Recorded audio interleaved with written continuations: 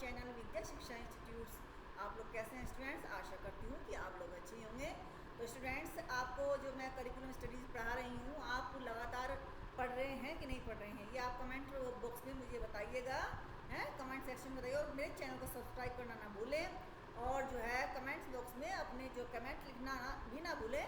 बताएं कि और क्या आप उसमें चाहते हैं, मेरे जो है मैं जो शिक्षण कार्य कर रही हूँ इसमें और क्या अच्छा इम्प्रूवमेंट आप चाहते हैं वो लिखिए, और जो तरीका आपको पसंद है वो लिखिए। कुछ तो लिखिए कमेंट बॉक्स में, कुछ लिखिए, है ना। तो स्टूडेंट्स, जैसे कि कल मैंने आपको कराया था, ज़्यादा बातें ना करते हुए मैं मुद्दे पर आ जाती हूँ कि जैसे पिछली वीडियो में मैंने आपको कराया था CIPP मॉडल, इंटरवेंशन में करा रही थी, तभी लाइट चली गई थी। तो आज मैं आपको दोनों मॉडल कराऊंगी, the thought cognitive thought model और इंटरवेंशन मॉडल, ये दो मैं आपको आज कराऊंगी। तो द कॉग्निटिव थॉट मॉडल क्या है? कॉग्निटिव आप पढ़ते हुए आ रहे होंगे, एमएड में आपने कॉग्निटिव का थोड़ा बहुत जो है कुछ ना कुछ अंश पढ़ा ही होगा, मैं ऐसी उम्मीद करती हूँ कि आपने पढ़ा होगा। और जिन्होंने एमफिल किए हैं उनमें तो पूरा ही कॉग्निटिव का पूरा ही चैप्टर है एक, लेकिन जिन्होंने नहीं की, जो इससे अनभिज्ञ हैं कॉग्निटिव मॉडल से, उनके लिए, और जो आपके कोर्स में UGC नेट में भी ये एक महत्वपूर्ण टॉपिक है और बहुत अच्छा है। सबको आना चाहिए कॉग्निटिव थॉट मॉडल। सब वैसे भी नॉर्मली पढ़ाई की दृष्टि से नहीं, वैसे भी सबको आना ही चाहिए। तो शुरू करते हैं। The cognitive thought model explain that our emotions, behaviours and physical reactions are influenced by our interpretation of event, not events, है ना। Interpretation of events not events, कि जितने भी हमारे रिएक्शंस होते हैं, ये कहते हैं कि जितने हमारे इमोशंस हैं, हमारी भावनाएं हैं, व्यवहार है, और जो है इवन इंटरप्रिटेशन ऑफ इवेंट, हम किसी जो इवेंट के बारे में हम इंटरप्रिटेशन लगाते हैं, है ना, उसका जो है अर्थ लगाते हैं, इंटरप्रिटेशन करते हैं इवेंट्स का। इवेंट्स इतना वो नहीं है जितना महत्वपूर्ण है कि हम इवेंट्स के बारे में इंटरप्रिटेशन करना, दिमाग में सोचना उसके बारे में, ये ज़्यादा महत्वपूर्ण। ये है कॉग्निटिव थॉट। ये है कि घटना इतनी महत्वपूर्ण नहीं है जितना घटना को के साथ इंटरेक्शन होते हैं, हमारे जो विचार शुरू हो जाते हैं चलने, वो महत्वपूर्ण है। इसको कहते हैं कॉग्निटिव थॉट, ठीक है। इट पोइज्ड का मतलब है पुट फॉरवर्ड, है ना, put forward as fact. It poised a cycle where an event trigger automatic thought. वह नहीं, जैसे ही एक हमारे जो ऑटोमेटिक थॉट चलते रहते हैं माइंड में, जैसे कोई सिचुएशन ने ट्रिगर किया, उससे मिली, ट्रिगर किया उसको, किसको, हमारे जो है ऑटोमेटिक थॉट को, which leads to specific emotions and behaviours with the core idea being that changing our thoughts can change our emotions and behaviour responses. तो जैसे ही वो जो है ट्रिगर करती है हमारे जो हमारे थॉट होते हैं उनको, जो हमारे जो है ऑटोमेटिक थॉट है उनको करती है। तो एक जो है which with core idea being that changing our thoughts can change our emotion and behaviour responses. हमारे सोच को तो वो करती है चेंज, लेकिन हमारे जो आइडियाज होते हैं और रेस्पॉन्सेज होते हैं, बिहेवियर रेस्पॉन्स होते हैं, व्यवहार को भी बदल देते हैं, जैसे वो ट्रिगर करता है उस सिचुएशन के साथ में। तो हमारे व्यवहार और इमोशनल जो थॉट्स वे चेंज हो जाते हैं। ये जो मॉडल है, this model is central of cognitive behaviour therapy. ये सेंट्रल है और कॉग्निटिव बिहेवियर थेरेपी भी है एक स्टूडेंट्स, उसके जो है सेंट्रल में माना जाता है द थॉट कॉग्निटिव मॉडल, है ना। तो जिसको बोलते हैं CBT। ये जो है ये क्या करता है, विच हेल्प इंडिविजुअल आइडेंटिफाई, जो ये क्या करता है, हेल्प करता है इंडिविजुअल का आइडेंटिफाई करने की, जो CBT है, CBT जो आइडेंटिफाई करना, और जो है चैलेंज माल एडेप्टिव थॉट, जो हमारे माल एडेप्टिव थॉट्स हैं, जो हम लेना नहीं चाहते हैं, जो ऐसे ही आ जाते हैं हमारे विचारों में शामिल हो जाते हैं, जिन्हें हम लेना नहीं चाहते, उन विचारों का जो थॉट पैटर्न है जो हमारे दिमाग में चलता है, उनको to improve their mental well being, हमारे मानसिक स्वास्थ्य के लिए, वो मेंटल वेल बीइंग के लिए जो है इम्प्रूव करने के लिए होती है CBT। तो ये थेरेपी इस तरीके से काम करती है कि जो हमारे एडेप्टिव हमारे थॉट्स हैं उनको क्या करना है, वेल बीइंग करना है, उनको क्या करना है, वेल बीइंग करना है, mental well being. How the cognitive, अब ये कॉग्निटिव मॉडल वर्क कैसे करता है, कॉग्निटिव मॉडल जो है, कॉग्निटिव थॉट्स क्या है, कॉग्निटिव थॉट्स मॉडल क्या है, ये वर्क कैसे करता है, क्या क्या स्टेप्स होते हैं जो ये विचार हमारे दिमाग में चलते हैं। विचार तो एक हो गया विचार, लेकिन विचारों के साथ में बहुत सारे इमोशंस हैं, फीलिंग्स हैं, और बहुत सारी चीज़ें हैं, बिहेवियर है, फिजिकल रिएक्शंस हैं, बहुत सारी चीज़ें हैं। तो कैसे करते हैं, ने हमारे सामने इवेंट के सामने कोई घटना हमारे सामने हुई, तो हम उस घटना के प्रत्युत्तर में हमारे दिमाग में क्या होता है, रिएक्शन होते हैं। क्या होता है हमारे, जैसे हाउ द ये इवेंट है, जैसे कि एन एक्सटर्नल इवेंट और इंटरनल सिचुएशन है। जैसे ही कोई इंटरनल सिचुएशन कैसे हमें झटका लगा, सदमा लगा, कोई भी लगा, तो उसके जो है उसमें आकर के जैसे मतलब ट्रिगर होती है ना, तो एकदम से भावनाएं आती हैं बाहर, बिहेवियर के रूप में आती हैं, इमोशंस के रूप में आती हैं, और जो हमारे जो है फिजिकल रिएक्शंस के रूप में आती है, सेंसेशन के रूप में आती है। इस तरीके से जो है वो आती है, जैसे कोई इवेंट हमारे सामने ट्रिगर होता है, ठीक है। फिर है automatic thoughts. Automatic, your mind generates automatic interpretation of the event. हमारा जो माइंड है, जैसे कोई घटना घटित हुई तो हमारा माइंड जो है थॉट्स, ऑटोमेटिक थॉट्स जनरेट करने लगता है उसके प्रति। ये भावना हुई तो इसका ये मतलब है, इसकी वजह से ये घटना होते ही थॉट जनरेट किया उसने, ये हो गया हमारा ऑटोमेटिक थॉट। फिर हो गए इमोशंस। फिर जैसे ही थॉट्स जनरेट हुए तो हमारे अंदर भावनाएं उत्पन्न हुई उससे संबंधित। अच्छी भावनाएं हो सकती हैं, दुखद भावनाएं हो सकती हैं, सुखद भावनाएं हो सकती हैं। इमोशंस हमारे जो है, these thoughts can lead to feelings and emotional responses. अच्छी भावनाएं हैं, बुरी भावनाएं, जैसे कि भावनाएं हमारी फिर जो है वो सामने आती हैं। फिर फिजिकल रिएक्शन। फिर फिजिकल रिएक्शन क्या है कि गुस्सा आ जाता है, कोई मतलब जो है किसी घटना में जब गुस्सा, कोई पीट भी सकता है किसी को गुस्से में तमतमा सकता है, तो फिर आ जाता है फिजिकल रिएक्शन। फिर आता है हमारा फिजिकल रिएक्शन। फिर फिजिकल रिएक्शन करते हैं, गुस्से में तमतमाना, मुट्ठी बंद कर लेना, गुस्सा करना, इस तरह से फिजिकल रिएक्शन आता है। फिर है behaviours. Your emotions and thoughts drive from actions and और बिहेवियर्स।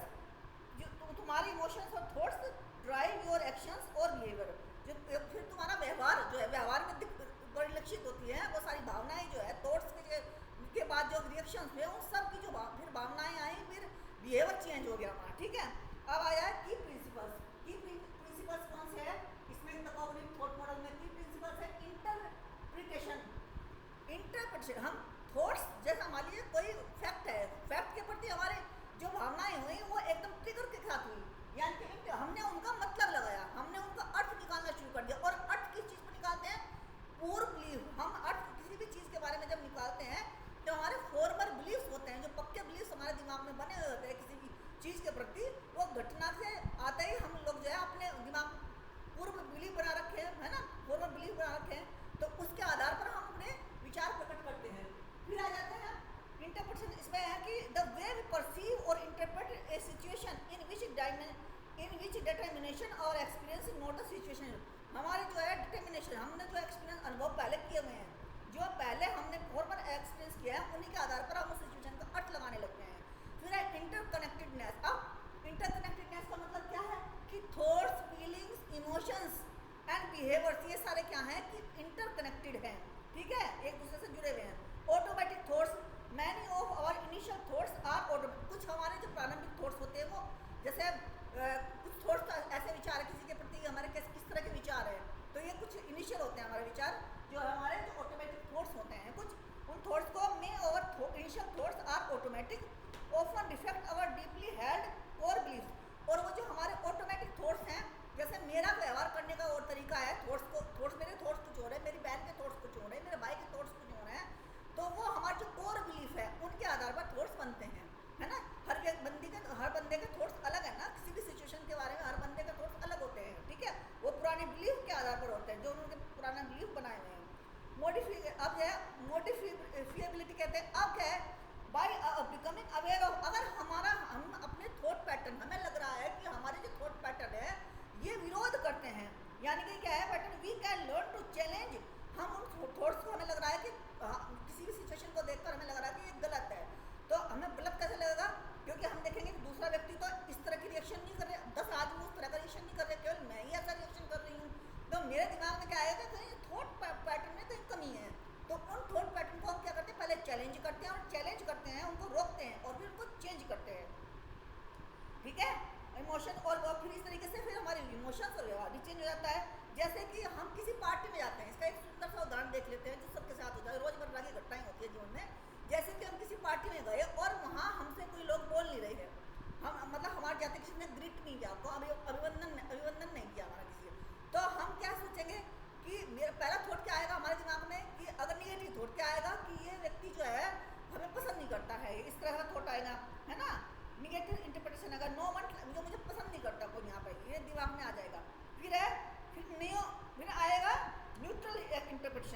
फिर हम आते हैं न्यूट्रल इंटरप्रिटेशन की आदत कि हो सकता है लोग बाग बिजी हो, उनका ध्यान ही हमारे ऊपर नहीं गया हो।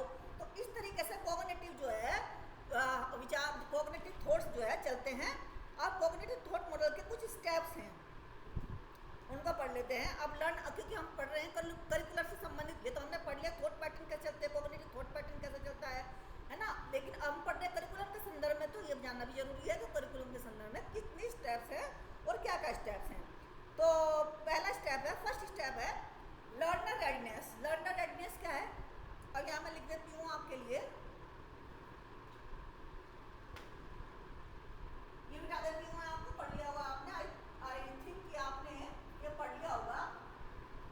तो अब आ जाते हैं क्या, लर्नर रेडीनेस। लर्नर रेडीनेस पहला स्टेप है, स्टेप 1 क्या है, learner readiness. Learners readiness, learners readiness क्या होगा, लर्नर्स रेडीनेस ये होगा कि refers to the ability to learn, focus on, learner readiness का मतलब है फोकस ऑन द टास्क। सबसे रेडीनेस का मतलब है कि एक बच्चा जो है अपने का टास्क क्या है, उसको बच्चे का टास्क क्या है, अपना होमवर्क पूरा करना, तो कोई भी कार्य करना। करिकुलम है तो करिकुलम को पूरा, अगर करिकुलम बनाने वाले हैं तो करिकुलम को पूरा करना, करिकुलम का इवोल्यूशन करना, उसको रखना, ये उनका टास्क है। तो लर्नर इसमें क्या है कि सबसे पहले क्या होता है कॉग्निटिव थॉट मॉडल में कि learner readiness refer to the ability of the learner to focus on the task. Readiness की तैयार हो गया, वो अपने कार्यों को करने के लिए तैयार है, अब वो ज्ञान लेने के लिए तैयार है ना, उसका ज्ञान लेने के लिए तैयार है। और सारे जो डिस्ट्रैक्शन है आसपास की, यानी कि उसकी जो वो है क्या नाम, कंसंट्रेशन है, वो बिल्कुल बन गई है, फोकस हो गया है अपने टास्क पे, और बाहरी क्या हो रहा है, शोर शराबा क्या हो रहा है, उसको कोई लेना देना नहीं है। फिर सेकंड स्टेप आता है स्टार्टिंग अप। अब जो है सेकंड स्टेप में स्टेप सेकंड, इसमें क्या करते हैं, स्टार्टिंग अप। स्टार्टिंग अप, अब उसने क्या किया कि वो थॉट का उसने बंद कर दिए, अब वो पढ़ना शुरू कर दिया उसने। अब क्या कर दिया उसने, initiation is made with conscious effort. अब वो अपना कॉन्शियस एफर्ट बनाने लग गया, बाहर की डिस्ट्रैक्शन उसने बंद करी, कॉन्सेंट्रेट किया अपने टास्क पे। अब जो है वो उस पर कार्य करना शुरू कर दिया, यानी कि उसने एफर्ट शुरू कर दिया उसको सीखने का, उस लेसन को सीखने का एफर्ट कर दिया। आप भी कर रहे होंगे, आप मुझे वीडियो देख रहे हैं तो आप भी इस प्रक्रिया से गुजर रहे होंगे। अब थर्ड आ गया, ये हो गया एफर्ट, कॉन्शियस एफर्ट अब लगा दिया उसने। अब थर्ड स्टेप है, थर्ड स्टेप है द मेन, थर्ड स्टेप में the main process is when the cognition of new thoughts begins. अब जो है अब क्या आएगा इसमें, न्यू थॉट्स बिगिन, न्यू, अब उसने वहाँ, अब उसने उसको रोक दिया, रोकने के बाद उसने एफर्ट, मतलब उसको एफर्ट किया, उसको कंसंट्रेशन किया। अब उसने जो है न्यू थॉट्स जनरेट किए। अब क्या किया, न्यू थॉट्स जनरेट किए, अब उसने नए थॉट्स जनरेट कर लिए थर्ड स्टेप में। फोर्थ में पॉसिबल इंटरप्रिटेशन, अब फोर्थ में पॉसिबल इंटरप्रिटेशन, और जो है resumption and resumption. Possible interpretation क्या हुआ, पॉसिबल इंटरप्रिटेशन क्या हुआ, अब उसने जो उसके थॉट शुरू हो स्टार्ट अप कर दिया उसने। अब जो है मेन हो गया, क्या हो गया, अब एंगेज हो गया उसने जो है इस पे। The main process is when the cognition new thoughts begins, simply study that this is where the learner. अब क्या कर दिया उसने, लर्नर ने स्टॉप्स, अब तैयारी करनी तो उसने बंद कर दी, अब वो बिल्कुल काम हो गया, काम होने के बाद में उसने एफर्ट डाल दिया उस पर, जो सीखना चाह रहा है उस पर। अब क्या हुआ कि वो एंगेज हो गया, अब वो सीखने में और सीखना उसने शुरू कर दिया। और फोर्थ स्टेप में क्या हुआ कि possible interpretation and junction, possible interpretation, अब इंटरप्रिटेशन लगाएगा और जंक्शन और पुनः आरंभ करेगा, अब वो सीखना शुरू कर देगा। कैसे करेगा, this setup occurs while the learner is engaged and hence the option at this point to decide if it is more advantageous to continue it। अब वो क्या है, अब उसने शुरू कर दिया सीखना, अब उसका दिमाग चल रहा है ये सोचने में कि जो तू सीख रहा है ये तुझे सीखना चाहिए कंटिन्यूअसली, इसको स्टॉप कर देना चाहिए, या रिजम्पशन, या फिर इसको पुनः आरंभ करना चाहिए सीखने को।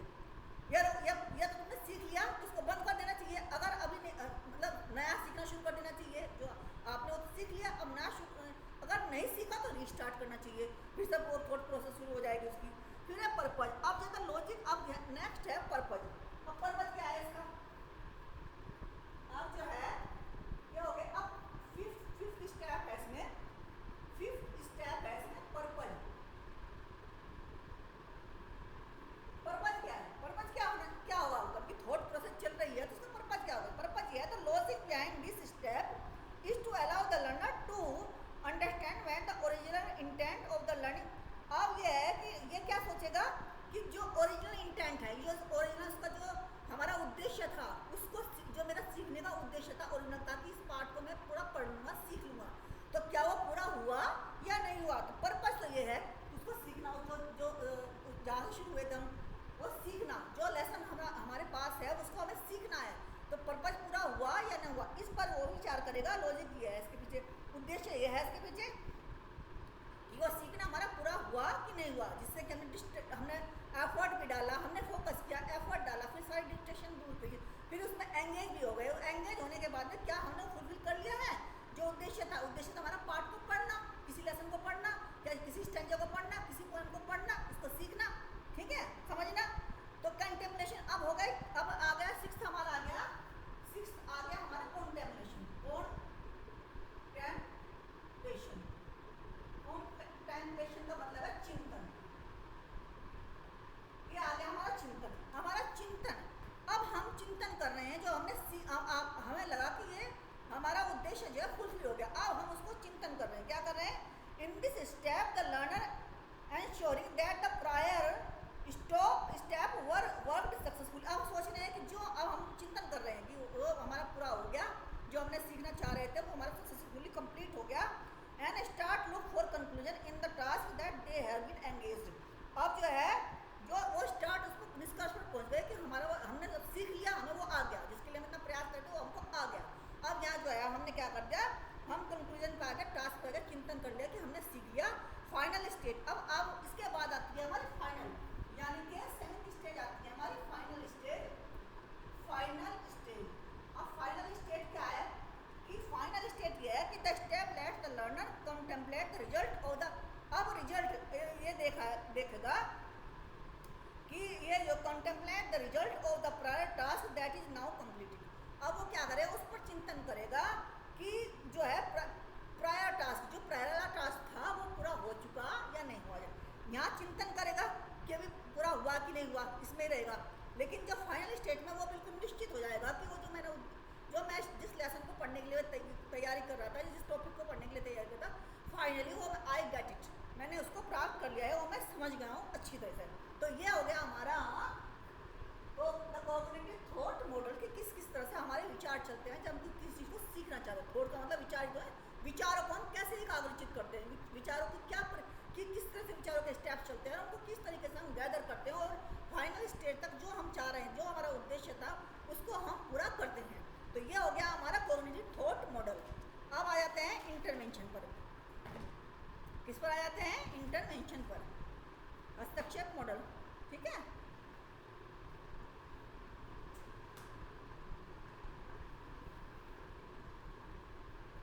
आई थिंक कि आपको ये अच्छी तरह से आ गया होगा थॉट मॉडल, आपको पढ़ के भी अच्छा लगा होगा, इंटरेस्ट भी आया होगा। अब आ जाते हैं इंटरवेंशन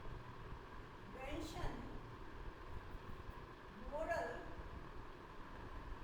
ऑफ करिकुलम, ठीक है। ये जानना जरूरी है कि किस संदर्भ में हम पढ़ रहे हैं करिकुलम, ठीक है। तो जो है इसमें जो है 2-3 चीजें हमारी इंपॉर्टेंट हैं।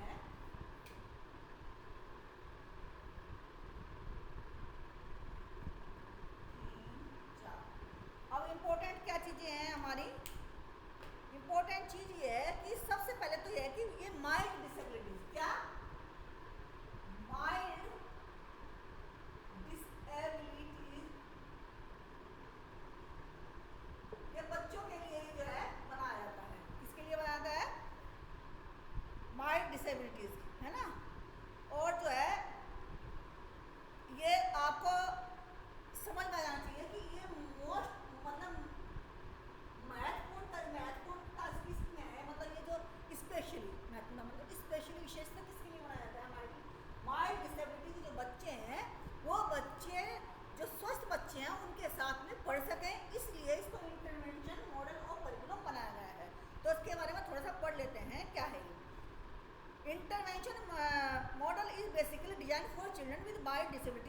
नीचे लिखा हुआ है, तो इसकी कई कैटेगरी हैं। इस कैटेगरी की कई कैटेगरी है कि मतलब किस कैटेगरी में क्या बताया गया है, पहली कैटेगरी में क्या, सेकंड कैटेगरी में क्या, थर्ड कैटेगरी में क्या, मतलब क्या बताया गया है, हर कैटेगरी में क्या बताया गया है। कई कैटेगरी है, क्योंकि एक चीज़ हम किसी भी बारे में एक जगह ख़त्म नहीं कर सकते ना कि माइल्ड बच्चों के लिए, लेकिन माइल्ड बच्चों के लिए किस स्टेज पर क्या, किस स्टेप पर क्या, इस तरह से 3-4 कैटेगरीज इसकी हैं। तो पहली कैटेगरी क्या है, the first category of learning strategy intervention was developed for learner with disability who lack information. पहली तो कैटेगरी है कि वो बच्चे जो टीचर पढ़ाते हैं उनको समझने में क्या है कि कम है, समझ नहीं पा रहे, वो रेंज और कॉन्टेक्स्ट जो उनका जो विषय है उसको समझने के लिए उनकी बुद्धि की रेंज ही नहीं है। ऐसे बच्चों के लिए पहली कैटेगरी तो उन बच्चों के लिए है, ठीक है। एक बार पढ़ देती हूँ आपको, इसमें अच्छी तरह समझिएगा। The first category of learning strategy intervention was developed for learner with disability who lack information processing skill, है ना, लैक इंफॉर्मेशन प्रोसेसिंग, क्योंकि उनके अंदर जो है उतनी क्षमता नहीं है कि प्रोसेस कर सकें स्किल्स को, टू हैंडल और learn from wide range of content and complexity of task. Task की जो कॉम्प्लेक्सिटी होती है, जैसे कि मैं पढ़ा रही हूँ, हर बच्चा, अब नॉर्मली बच्चा क्लास को अटेंड कर सकता है ना, माइल्ड डिसेबिलिटी वाला हो सकता है इस क्लास को इतनी अच्छी तरह से ना पढ़ पाए, ना समझ पाए, समझ गए ना उदाहरण से। अब सेकंड क्या है उन बच्चों के लिए, तो second category of intervention is referred to as the content enhancement read, कि कंटेंट एनहांसमेंट मतलब कि कंटेंट उनको इनहेंस किया जाए, उनका बढ़ाया जाए, इस तरह की कैटेगरी के बच्चे हैं कुछ इसमें। This use to boost the delivery of content information and improve the student understanding and recall of the content. और दूसरी कैटेगरी में क्या है कि उस कंटेंट को इनहेंस किया जाता है और उन बच्चों को रिकॉल करने के लिए और अंडरस्टैंड करने के लिए इम्प्रूवमेंट किया जाता है कंटेंट में। दूसरी कैटेगरी ये आ गई, ठीक है, पहली कैटेगरी ये आ गई उन बच्चों के लिए, फिर दूसरी कैटेगरी जो कंटेंट है उनमें इनहेंसमेंट कर, यानी कि थोड़ा कुछ और उनसे अच्छे हुए उन बच्चों के लिए कंटेंट इनहेंसमेंट करना। फिर थर्ड कैटेगरी, पहली कैटेगरी में तो ये हो गया, और जो है क्या नाम है कि वो पहली कैटेगरी में तो हो गया हमारा जो है प्रोसेस स्किल को, है ना, प्रोसेस स्किल को, ठीक है, प्रोसेसिंग स्किल्स को पढ़ना ना, स्किल्स को, है ना। और दूसरे में हमारी हो गई कि सेकंड में हमारी हो गई कंटेंट इनहेंसमेंट, क्या हो गई, कंटेंट इनहेंसमेंट, ठीक है। और तीसरे में हो गए हमारी the third category of intervention is referred to as empowerment, enhancement हो गई, कंटेंट इनहेंसमेंट, अब empowerment,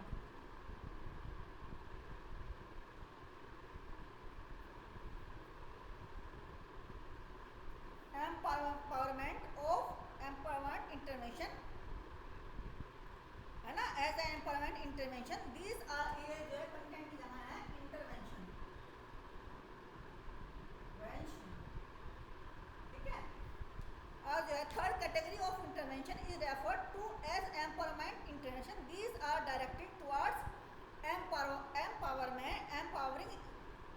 students to perform their best. अब एम्पावरमेंट ऑफ इंटरवेंशन का मतलब है कि जो हमारा कंटेंट है, इंटरवेंशन का मतलब जो हम करिकुलम में डाल रहे हैं उनको बच्चों को बेस्ट तरीके से क्या करना है, उनको these are directed towards empowering students to perform their best express। उनको इस तरह से बच्चों को बनाया जा रहा है कि वो अपने जो बेस्ट दें, अपनी जो कंटेंट है उसको बेस्ट तरीके से डिलीवर करें, यानी कि जब उनको उनको समझ में आ गया होगा तभी तो करेंगे, कि उनको इस तरह से बच्चों को तैयार करें कि वो जो है अपना कंटेंट जो परफॉर्मेंस है वो बेस्ट तरीके से करें, ठीक है। एंड क्रिएट पॉजिटिव, और जो है create positive relationship between other students, और दूसरे स्टूडेंट के साथ भी पॉजिटिव रिलेशनशिप बनाए। तीसरी कैटेगरी ये आ जाती है, ठीक है। और जो है 3 कैटेगरीज में हो गई। अब जो आते हैं, अब ये हस्तक्षेप मॉडल के बारे में थोड़ा सा और पढ़ें। 2-3 शब्द ऐसे हैं कि जिन्हें आपको याद कर लेना है कि ये कहीं इस तरह से क्वेश्चन में ना जाए और आप जो है उनको सिलेक्ट कर पाएँ, तो इस क्वेश्चन में आ ना जाए, तो आप ये पढ़ लीजिए। हस्तक्षेप पाठ्यक्रम मॉडल सार्वभौमिक अनुसंधान प्रक्रिया यूनिवर्सल रिसर्च प्लान्स पर आधारित है। सबसे पहले बात आपको क्या रखना है कि ये क्या है, यूनिवर्सल रिसर्च प्रोसेस पर, किस पर है, universal research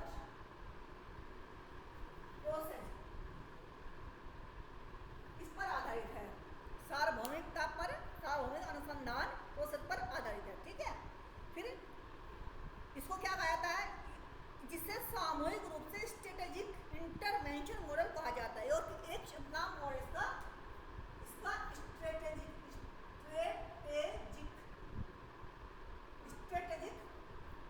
strategic intervention model, strategic intervention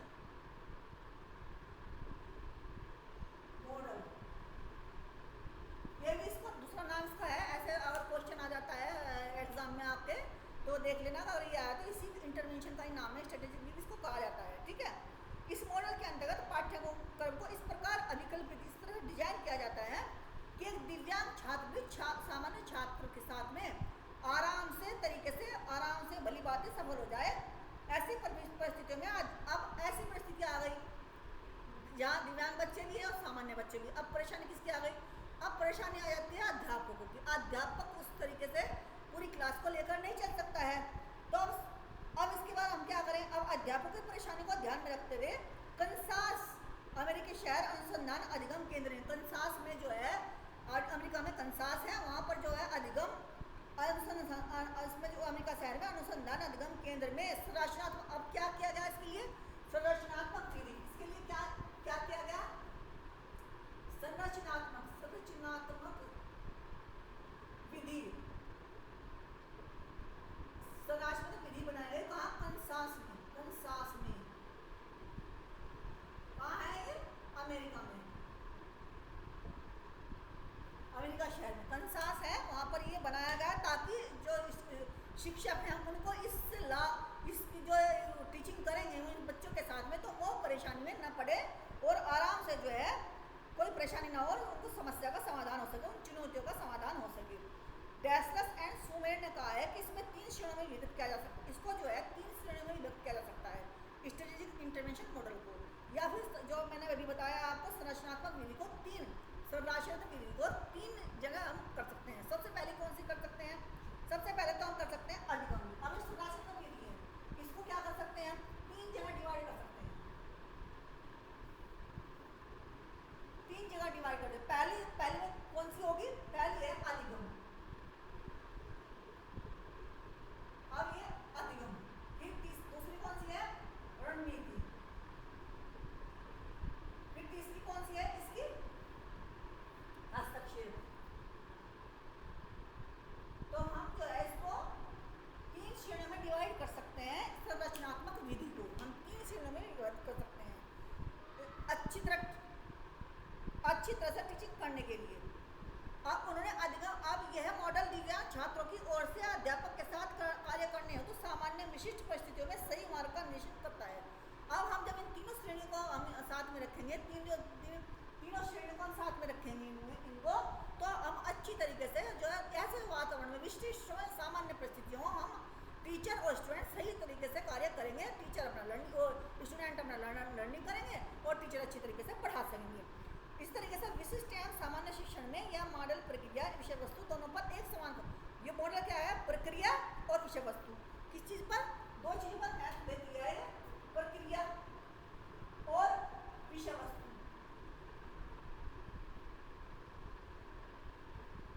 प्रक्रिया और विषय वस्तु, इन दोनों पर क्या करती है? ध्यान देती है। क्या करती है? दोनों पर एक समान फोकस करता है। क्या करता है? विशिष्ट ये जो मैं अभी जिसके बारे में बात कर रही हूँ, जो रणनीतियाँ है ना, संरचनात्मक विधि है, ये क्या करती है? दोनों पर संरचनात्मक विधि, प्रक्रिया, विषय वस्तु दोनों पर एक साथ एक समान फोकस करती है। आप कुछ प्रश्न कर लेते हैं इसके बारे में। यह मॉडल किस पर फोकस करता है? ऑप्शन है आपके सामने, आप प्रश्न उत्तर करेंगे हम इसमें। आप जानना तो होगा कि आपको कितना इससे समझ में आया कि नहीं। इतना एक सिंपल सा इंटरवेंशन मॉडल ऑफ करिकुलम, इतना सिंपल सा मॉडल है कि आप समझे कि नहीं समझे। इसी बाबत मुझे कुछ प्रश्न भी आपसे करने होंगे, तो आप उन प्रश्नों का जवाब दीजिएगा अगर आप क्लास में उपस्थित हैं तो यह मॉडल किस पर फोकस करता है? प्रक्रिया पर, विषय वस्तु पर, मूल्यांकन पर, या प्रक्रिया विषय वस्तु दोनों पर? इसका जो सही आंसर है वो आप मुझे कमेंट बॉक्स में कमेंट लिखना, ठीक है। और चैनल को सब्सक्राइब करना न भूलें। दूसरा प्रश्न है, इसे कितनी श्रेणी में विभाजित किया गया है? कितनी श्रेणी में? रणनीति में, अधिगम में, हस्तक्षेप में, रणनीति, अधिगम, हस्तक्षेप, तीनों में। दूसरा क्वेश्चन ये हो गया। तीसरा, स्पेशली यह मॉडल किस प्रकार के छात्रों के लिए बनाया गया है? सामान्य, विशिष्ट, शारीरिक डिसेबिलिटी, दिव्यांग, किस तरह के छात्रों के लिए बनाया गया है? 4 ऑप्शन है, चारों में से आपको एक सही ऑप्शन का आंसर देना होगा। तो स्टूडेंट्स ये थे आज के हमारे जो है आपके पीवाईक्यू भी रह गए हैं, पीवाईक्यू भी आपके रह गए हैं। कल मैं आपके जो है पीवाईक्यू कराऊंगी 10, आज जो है मैं नहीं करा रही हूँ तो मैंने कराई एक। अब से मैं केवल एक मॉडल और 10 पीवाईक्यू भी कराऊंगी, क्योंकि ये दो हल्के हल्के तो थोड़े छोटे छोटे थे, है ना, तो समझने में भी आसान थे, इसलिए दोनों मॉडल